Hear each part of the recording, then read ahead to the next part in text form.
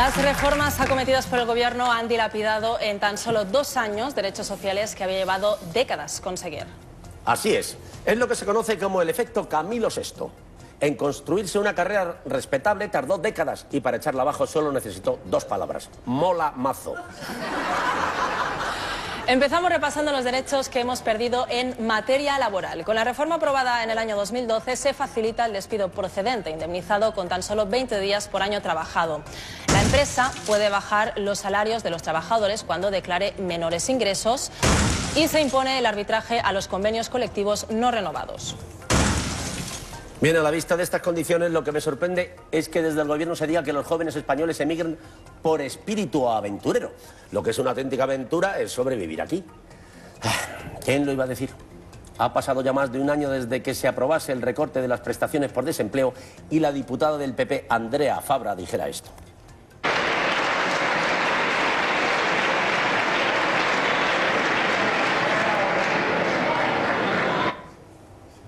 ¿Qué queréis?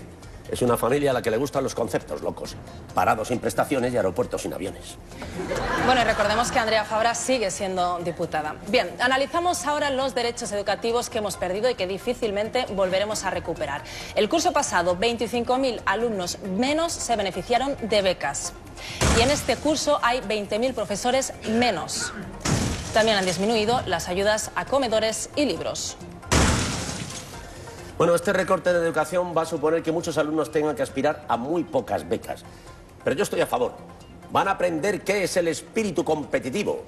Es necesario para la única salida laboral con futuro en España, aspirante a conquistar un tronista en mujeres y hombres y viceversa.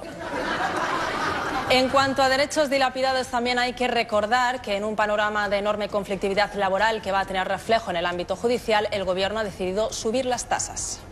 Con esta reforma, los únicos jueces a los que se va a poder recurrir sin pagar nada serán los de MasterChef. Los recortes acometidos por el Gobierno han incidido gravemente en las personas más vulnerables, los inmigrantes sin papeles, pensionistas y enfermos. Desde el 2012, los jubilados tienen que asumir el copago de sus fármacos, algo que también sucede en los hospitales. Este copago ha afectado a los fármacos destinados a procesos crónicos o graves, como el cáncer, el VIH o la hepatitis C, que antes estaban exentos de pago. Además, desde el año pasado, los inmigrantes sin papeles en España no tienen tarjeta sanitaria. Qué contradictorio es este Gobierno. Por un lado les quitamos la tarjeta sanitaria y por otro les ponemos cuchillas en la valla de Melilla con lo que corta eso. Pero si hay algo que ha puesto en peligro el estado de bienestar ha sido la pérdida de gran parte de las ayudas a la dependencia. Exactamente, el Estado ha dejado de abonar a las comunidades autónomas 283 millones de euros. En diciembre, el Gobierno del Partido Popular se enfrentó a una multitudinaria e histórica manifestación en la que discapacitados de toda España protestaron contra los recortes y los impagos de las ayudas a la dependencia. Pero detrás de todas estas noticias hay historias dramáticas. Vamos a poner cara a una de ellas. Venga, hola Carmelo, ¿no te cortas? Carmelo tiene 12 años y padece el síndrome del Sneijder, una enfermedad rara que solo sufren 18 personas en nuestro país. Además de otros cuidados, necesita estar amarrado a esta silla de ruedas. El síndrome le hace autolesionarse y de momento no tiene cura. Él, como lo veis, es dependiente total, es decir, no puede ni por sí solo ni beber, ni comer. Toñi dejó su trabajo para poder ocuparse de él. La Generalitat pagaba su seguridad social como cuidadora no profesional, cotización que ahora ha perdido con la reforma de la ley de dependencia. Lo único que te dejan elegir es que tú salgas al cuidado de tu hijo porque no tienen bolsa de trabajo. Te lo hacen eso y te recortan las prestaciones, te recortan el pago de la seguridad social. Y eso entre otras muchas cosas. Para hablar de lo que está suponiendo la pérdida de gran parte de las ayudas a la dependencia, tenemos a nuestro compañero Gonzo, que ha estado con José Manuel Ramírez, presidente de la Asociación de Directores y Gestores de Servicios Sociales. Un fuerte aplauso para él. Muchas gracias, buenas noches. Buenas noches, Gran Wyoming. Buenas noches, Gonzo, cuéntanos. Bien, como decías, he estado con José Manuel Ramírez, que también es presidente del Observatorio Estatal de la Dependencia, el organismo que se encarga de publicar cada semestre un dictamen sobre cuál es la situación de la dependencia en nuestro país. Antes de ver la entrevista, me gustaría trasladarles una reflexión que hacía mientras preparábamos la entrevista a José Manuel. Y es que, más allá de enfermedades graves o de problemas de salud sobrevenidos, por norma general, todos, cada uno de nosotros, acaba tarde o temprano conviviendo o siendo responsable de una persona dependiente. Ahora sí, vamos a ver la entrevista.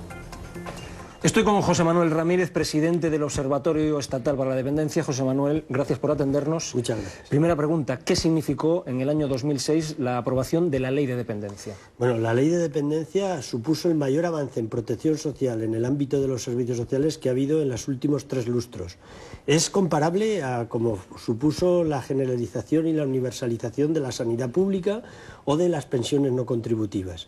Generó un derecho subjetivo de ciudadanía para más de 1,5 millones de personas que han sido valoradas como dependientes y ha llegado a atender 800.000 personas como beneficiarios del sistema de atención a la dependencia. Y actualmente, ¿cuántas personas hay en España, si tenéis el dato, que se podrían acoger a esta Ley de Dependencia? En este momento serían más de 1 millón de personas las que se podrían acoger a esta Ley de Dependencia. Lo que pasa que en este momento hay un limbo de la dependencia, una lista de espera aproximadamente en torno a 200.000 personas. Y ojo, y hay 112.000 personas en situación de dependencia que están pendientes de ser valoradas. Todavía no sabemos si se les va a reconocer el derecho o no se les va a reconocer el derecho. ¿Y cómo ha evolucionado esta ley en los 2 últimos años?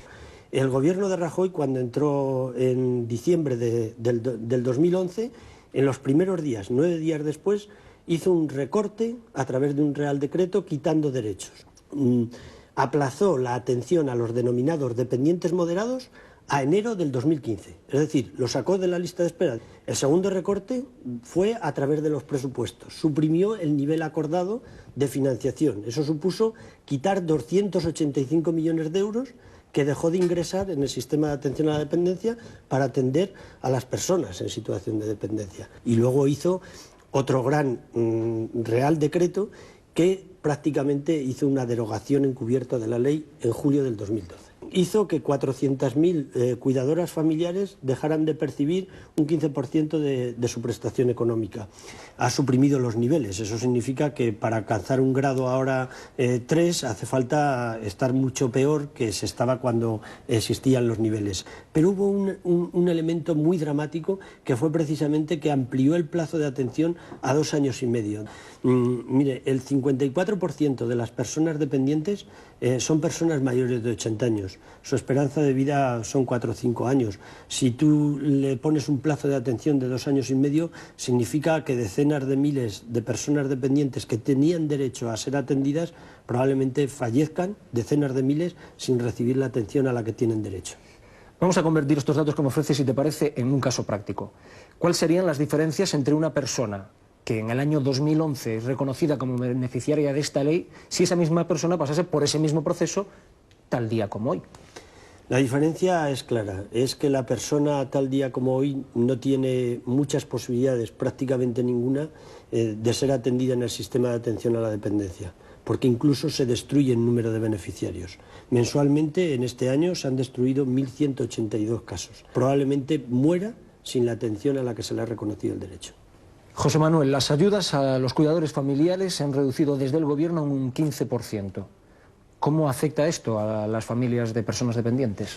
Verdaderamente ha sido dramático. Las cuidadoras familiares, el 94% son mujeres, han sido demonizadas por el Gobierno. Se ha hablado de un fraude generalizado de las cuidadoras familiares. Después de demonizarlas, se les ha recortado un 15%. Esto significa que se les ha recortado 50 euros mensuales, de una prestación económica de 370 euros. Pero además a 170.000 de esas 400.000 ya no cotizan a la Seguridad Social.